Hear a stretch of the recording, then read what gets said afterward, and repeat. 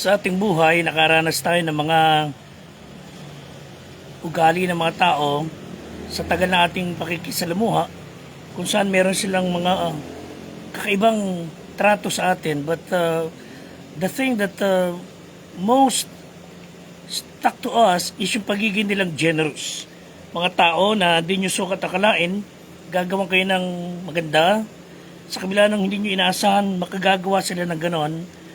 And yet they did something good na hindi mo makakalimutan. Mga tao na puspos ng biyaya at kahabagan.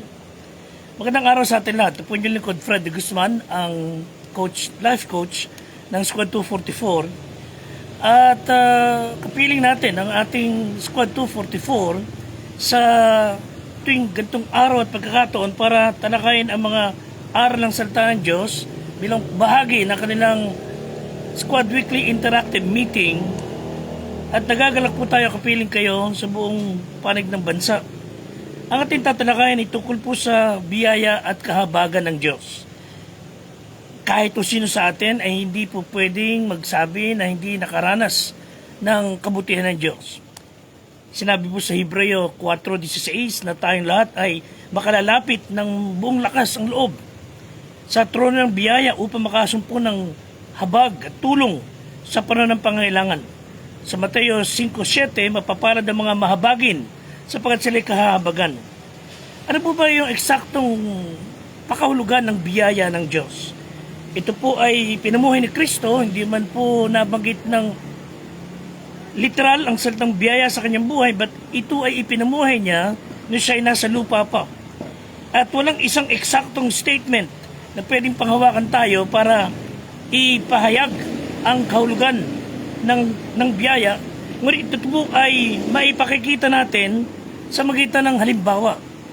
Actually, the word mercy, it has the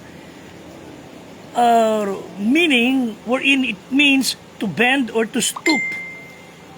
In other words, it has a meaning of condescending favor. Example, doon po sa London, kung saan ang mga matataas na uri ng tao, the royal ones, ay napakadalang makihalubilo sa mga tao. But once in a while, yung mga royals, mga hari, reyna, would pass by a road, and when they saw someone na commoner, hihinto yung sasakyan nila at bababa yung royalty roon at makikipagkamay, makikipag-usap, they would stoop and kneel down and touch, even bless yung commoner. So that is grace. There is nothing in the commoner that deserves to be napansinin ng mga royalty. But there is the desire ng mga royalties to share o ipakita ang kanilang pagiging mabiyaya. Sabi ni isang author, love that goes upward is worship, but love that goes outward is affection, but love that stoops is grace. So to show grace is to extend favor, to extend kindness to the one who doesn't deserve. Tayo po ay nakaranas ng undeserved favor, that is grace. So hindi rin natin tinatanggap ang biyaya ng Diyos on the basis of our merits or works, but we receive the grace of God by His own merit. So yun yung grace. Ano naman po yung mercy? Ito yung somehow, it has something to do with relief. Para kang nananakit ang mata mo, nagkakaroon ka ng red eyes, and then you put some drops, then you felt relief. So it gets the red out, ika nga. So few feelings bring a greater sense of satisfaction. At ang sabi po ng dictionary, it's the removal or lightening of something oppressive, something painful or distressing. So, yung mawala po yung pasanin, mawala po yung bigat na dara-dara, gumaan yung pakiramdam, hope returns, as pain departs, you are experiencing mercy. So, kumbaga ito po ay gift ng Panginoon pa rin sa atin. And twin siya. Kumbaga kakambal siya ng grace. And when the two, grace and mercy, are named together, lagi po nauuna ang biyaya. And let me give an example. There was a shocking story kung saan may isang babae was brutally attacked pauwi sa kanyang apartment for 30 minutes. Naglaban siya, sumigaw, walang tumulong. She was abused and beaten. And according sa investigation, but finally she died. According sa investigation, for 38 minutes, wala pong tumulong sa kanya, walang nagtanggol, walang lumapit. And people are just watching from their windows. People are just trying to see and look, and no one even called the police. 38 witnesses. No one did help. Second, sa isang subway, 17-year-old ang inatake ng mga bad guys, kinuha kanyang cellphone, pinagsasaksak siya, duguan siyang iniwan doon, nobody helped him. So, ang sinasabi natin, nobody would show mercy. Nobody showed any compassion. James 2:15, kung ang isang kapatid na lalaki ay at babae hubad at walang kakanin araw-araw, ang isa sa inyo ay magsabi sa kanila, umalis ka na mapayapa.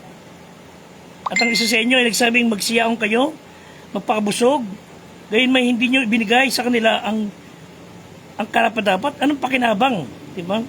So, anong silbi na tayo ay nagsasabing mahal natin ng Diyos sa ating kapwa, pero di tayo gumawa ng paraan para sila tulungan.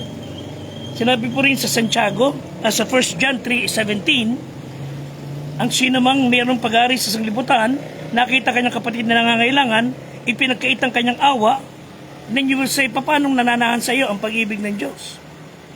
So, true servants are merciful. Ang tunay na lingkod ng Diyos may malasakit. And they get involved. And they are willing to get dirty kung kailangan. And they offer more than pious words.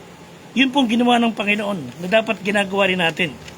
Magpakita tayo ng awa at biyaya. Biyaya at kahabagan. Ephesians 2:4, God who is rich in mercy.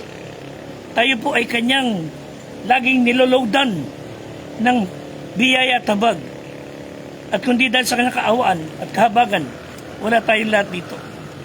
The essential link between God's grace and our peace is His mercy. Dahil sa kanyang kahabagan, tayo ay nakapanumbalik. Not simply sorrow or talaga dama ka lang ng habag sa mga tao, no. It has something to do with doing something para tulungan ang nangangailangan. Sa 1 Timothy 1:13, bagaman ang una ako'y naging namumusong, mang-uusig, nag-alipos na ganyan, kinahabagan ako sapagkat yung ginawa ko sa di pagkaalam. So, noon, he deserved punishment, but God, in His mercy, show grace and mercy to him. So, in closing, why are God's grace and mercy ay importante sa atin? Because, one, grace means God blesses us even when we do not deserve it. He generously provide everything na kailangan natin. Kaya po, importante sa atin dahil kailangan natin ang biyaya ng Diyos. 2 Corinthians 9:8, and God is able to make all grace abound, so that having all sufficiency in all things, tayo'y sumagana rin naman ng gayon sa mabubuting gawa. Mercy means, kaya natin kailangan to because God did not punish us, and even when we deserve it. Karapat natin parusahan, but we did not receive punishment because He's more than willing to forgive nung tayo humingi ng tawad. Psalm 86:5, kapag ikay Panginoon, mabuti, mapagpatawad, sagana sa gandang loob sa lahat ng tumatawag sa iyo. So ang biyaya ng Diyos ng sa ating nagligtas, tumutulong sa ating maka-overcome ng ating kahinaan. It allows us to experience victory. And grace also develops in us yung bunga ng Espiritu. So the challenge is, magpakita tayo ng habag at maging mapagbiyaya tayo. 84:11 ng awit, sapagkat ang Panginoong Diyos ay araw at kalasag, ang Panginoon magbibigay ng biyaya at kaluwalhatian. Hindi siya magkakaita ng mga mabuting bagay sa nagsisalakad ng matuwid. In closing, there are 3 words that came together at Calvary. 3 salita. Justice is getting what we deserve. Mercy is not getting what we deserve. Grace is getting what we do not deserve. So, tulungan tayo ng Diyos na nakitang biyaya at kahabagan sa lahat ng tao. Salamat sa Panginoon sa ating pagkikitang muli. At patuloy natin ipanalangin ang ating mga kasamahan sa Squad 244 sa panguna po ni Patrolman Jason Reville, Police Corporal Jodrick Benedictus, Police Sergeant Staff Sergeant Adio Burgess, Police Master Sergeant Fernando Datig, Police Master Sergeant Michael Bermejo, Police Master Sergeant Ryan Garcia, Police Senior Master Sergeant Willie Guillermo, and Police Chief Master Sergeant Sir Joseph Aquino. Kayo pong lahat ay hinihilingan kong manalangin para sa mga lalaking ito and the whole PNP personnel. God bless you and God give you peace. Until next time, salamat po.